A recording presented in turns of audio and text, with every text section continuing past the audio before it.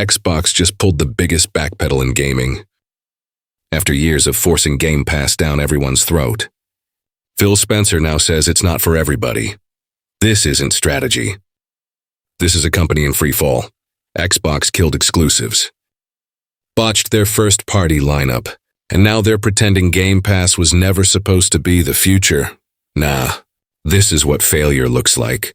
And Phil Spencer is driving the clown car straight into the dirt. Game Pass was the identity of Xbox. They weren't pushing hardware. They weren't pushing exclusives. They were pushing a subscription service. Every showcase was 30 games in a row with day one on Game Pass slapped on like a cheap sale sticker. They were so confident this model was going to change the industry. And now it's just another option. Bro, that's corporate code for, we've hit DEFCON 1 on the we're actually not failing. We swear. And it's not just Game Pass. Let's talk about exclusives. Remember when they were like, don't worry guys, Starfield is Xbox only. And then 2 months later they were like, okay, so like, maybe it's also going to PS5. Now please don't yell. Phil Spencer has more U-turns than a drunk Uber driver. He literally said if Game Pass doesn't hit 110 million subscribers by 2030, Microsoft might leave gaming. Well, guess what? They're at 34 million right now. That's only 9 million more than 2 years ago. At that rate, they'll hit 110 million by the time Elder Scrolls 6 drops in 2089. The spin is so real. He says we just want people to have choice. Translation. We failed at making people care about Xbox consoles, so now we're throwing our games around like a desperate SoundCloud rapper. Just uploading to any platform that'll listen. PlayStation, Switch, Steam, hell. Throw Hi-Fi Rush on the Tesla dashboard or a smart fridge while you're at it. There's no identity left.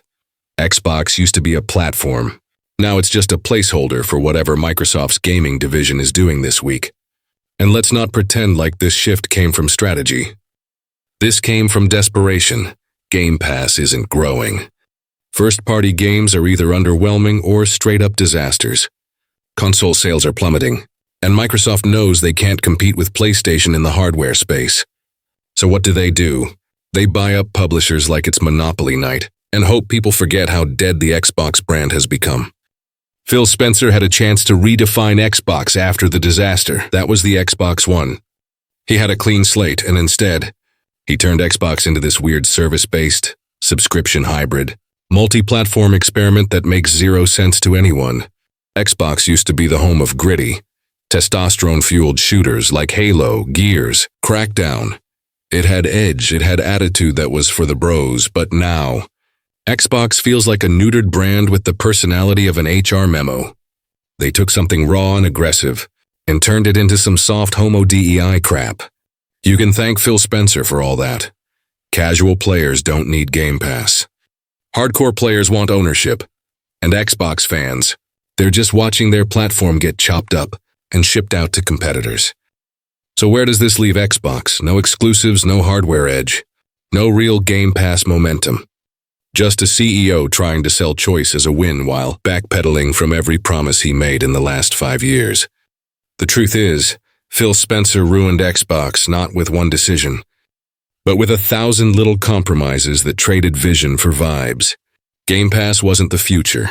It was a Band-Aid, and now that it's peeling off, we're seeing the wounds underneath. But with that all said, thanks for watching. Like the video, and subscribe to Rage Quit Report before Xbox ports this video to PlayStation. Peace out, everyone.